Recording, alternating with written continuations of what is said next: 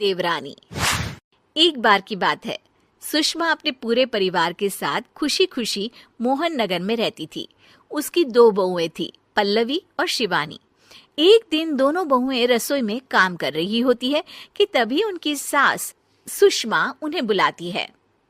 अरे बहू, जरा इधर तो आना। शिवानी, जरा जाकर देखना सासू माँ क्या कह रही हैं। दीदी आप ही देख लो ना जाकर, आपको भी तो सुनाई दे रहा है। अरे मैं आटा गूंद रही हूँ ना, तुम चली जाओ। हाँ तो मैं भी तो सब्जी काट रही हूँ ना दीदी। अरे बहू जल्दी आओ। ओह, ये तो जाएगी नहीं। मैं ही जाकर देखती हूँ कि क्या करना है। पल्लवी सुषमा के कमरे में जाती है। जी मम्मी जी, क्या हुआ? शाम को घर पर कुछ मेहमान आने वाले हैं, तो तुम अच्छा सा खाना बना लेना बहू। ठीक है मम्मी जी, आप बता दीजिए क्या क्या बनाना है और कितने लोग आ रहे हैं।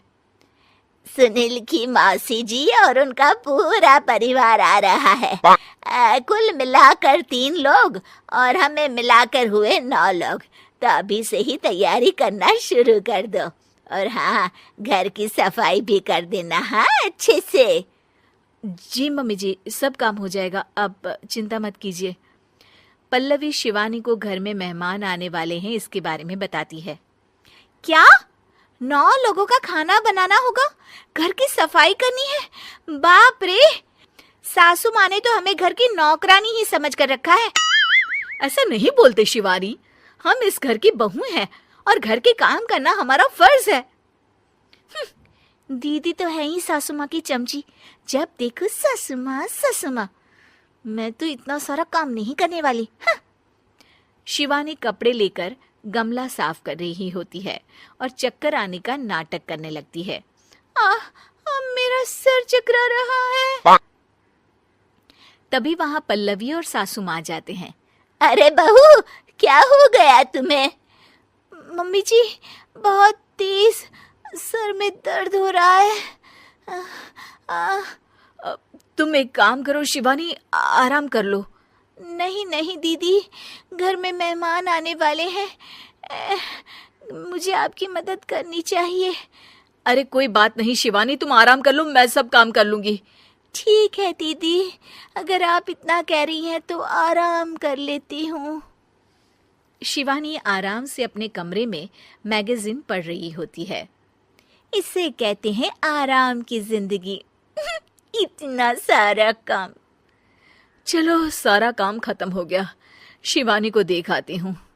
शिवानी अपने कमरे में ईयरफोन में गाने सुनते सुनते सो जाती है और उसके साइड में मैगजीन भी रखी होती है।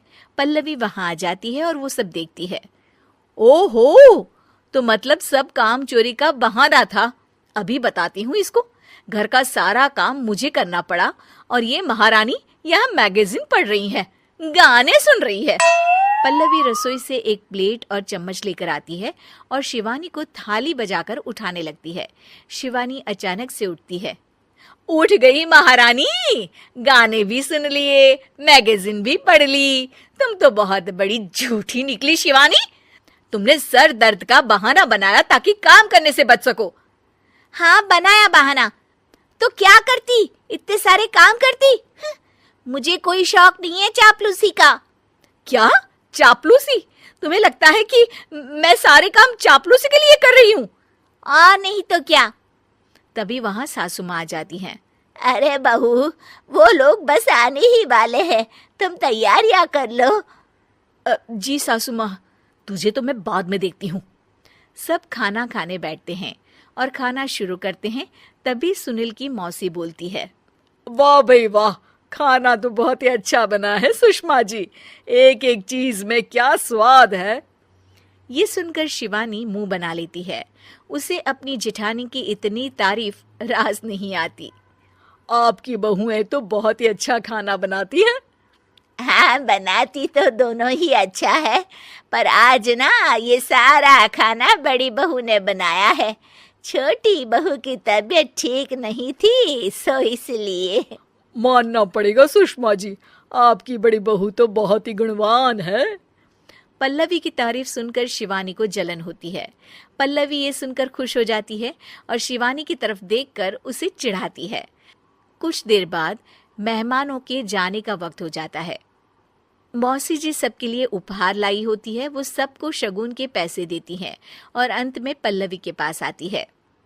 तुम्हारे लिए शगुन का लिफाफा तो है ही, पर बहू तुम्हें एक और उपहार भी मिलेगा इतना अच्छा खाना बनाने के लिए। मौसी अपने सोने के कंगन निकालकर पल्लवी को पहना देती है। ये लो, ये मेरे मनपसंद कंगन है, अब से ये तुम्हारे हुए। धन्यवाद मौसी जी। ये देखकर शिवानी तो पूरी तरह से जल जाती है और गुस्से से रसोई में चली जाती है। तभी वहां पल्लवी आ जाती है और उसे अपने कंगन दिखाने लगती है। देवरानी जी, अब आपका सर दर्द ठीक तो है ना? मुझे लगता है कि अब सर दर्द शुरू हो गया होगा आपका।